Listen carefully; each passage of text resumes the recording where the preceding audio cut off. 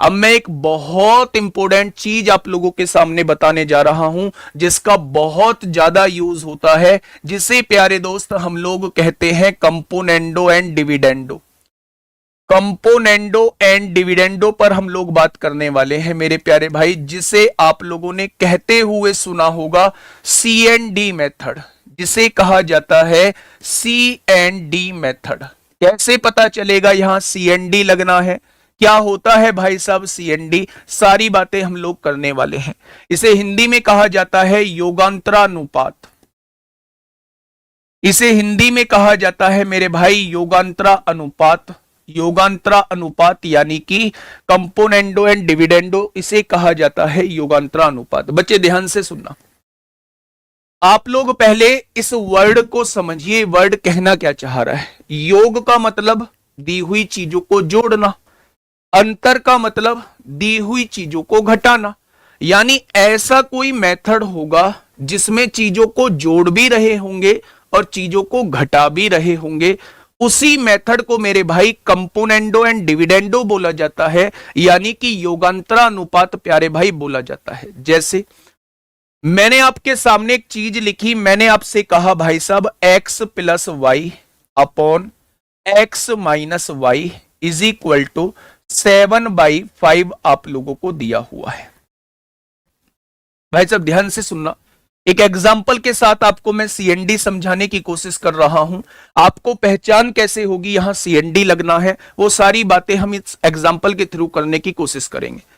मैंने आप लोगों से कहा कि भाई साहब आपके सामने x प्लस वाई बटे x माइनस 5 जो है, y जो है वो 7/5 दिया हुआ है।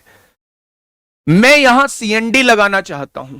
अब आपके दिमाग में एक बात आएगी कि भाई साहब आपको कैसे पता चला यहां CND लगाना है, तो लिखेंगे इस बात को कि जब भी न्यूमरेटर और डिनोमिनेटर सेम हो, केवल साइन का फर्क हो। ध्यान से सुनना, यहां भी x और y है और यहां भी x और y है, जब भी न्यूमरेटर और डिनोमिनेटर सेम हो और उसमें केवल साइन का फर्क हो, साइन का फर्क हो, चिन्ह का फर्क हो, तो वहां हम लोग CND लगा सकते हैं। जब आपने यहां देखा मेरे प्यारे भाई कि x और y यहां भी है, x और y यहां भी है, केवल साइन का फर्क है, तो हमारे दिमाग में आया यहां CND लग सकता है। तो पहले क्वेश्चन का जवाब आपको मिल चुका होगा कि कैसे पता चलेगा कि यहां CND लगेगा। दूसरा क्वेश्चन आपके दिमाग में आएगा भाई साहब CND होता क्या है। CND होता क्या है मेरे प्यारे भाई, तो CND ये कहता है कि एक बार आप ऊपर वाली वैल्यू में नीचे वाली वैल्यू को जोड़ दो। योग लिखा हुआ है ना, तो ऊपर वाली वैल्यू में नीचे वाली वैल्यू को जोड़ दो। जब आपने ऊपर वाली वैल्यू में नीचे वाली वैल्यू को जोड़ा तो y से y कट गया, x और x कितना हो जाएगा, 2x हो जाएगा। एक बार ऊपर वाली वैल्यू में से नीचे वाली वैल्यू को घटा दो। ऊपर वाली वैल्यू कितनी है, x प्लस वाई है, उसमें से घटाना है किसको, x माइनस वाई को घटाना है। तो मेरे प्यारे दोस्त x से x कट जाएगा, y और y 2y हो जाएगा। मैंने क्या किया, एक बार ऊपर वाली वैल्यू में नीचे वाली वैल्यू को जोड़ दिया, एक बार ऊपर वाली वैल्यू में से नीचे वाली वैल्यू को घटा दिया। मेरे दोस्त यही सेम काम आपको राइट हैंड साइड करना है। ऊपर वाली वैल्यू में नीचे वाली वैल्यू को जोड़िए, 12 आ जाएगा। ऊपर वाली वैल्यू में से नीचे वाली वैल्यू को घटाइए तो आपके सामने 2 आ जाएगा।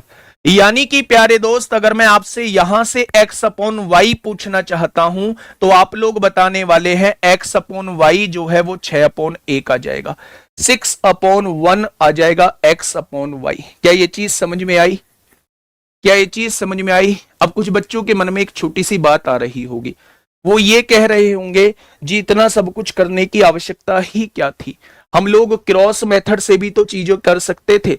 तो बिल्कुल कर सकते थे, मैंने जस्ट आप लोगों को CND लगाना बताया है। मैंने ये नहीं कहा कि आपको हमेशा CND से ही आंसर लाना है, मैंने आपको जस्ट एक CND मेथड लगाना बताया है। क्वेश्चन सॉल्व करने के तरीके हजार हो सकते हैं, एक तरीका ये भी है मेरे भाई, मैंने आपसे कहा कि 5 की गुणा x में करिए 5x हो जाएगा, 5 की गुणा y में करिए 5y हो जाएगा, बराबर 7 की गुणा x में करिए 7x हो जाएगा, माइनस 7 की गुणा y में करिए 7y हो जाएगा।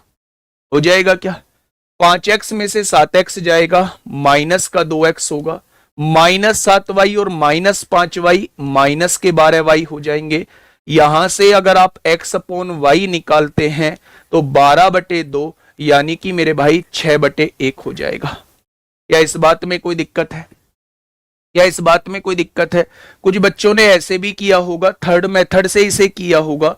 उन्होंने ये कहा होगा कि अगर x प्लस वाई 7 दिया हुआ है, x माइनस वाई 5 दिया हुआ है, अगर आप x अपॉन वाई की वैल्यू निकालना चाहते हैं तो इन दोनों को जोड़िए और 2 से डिवाइड कर दीजिए।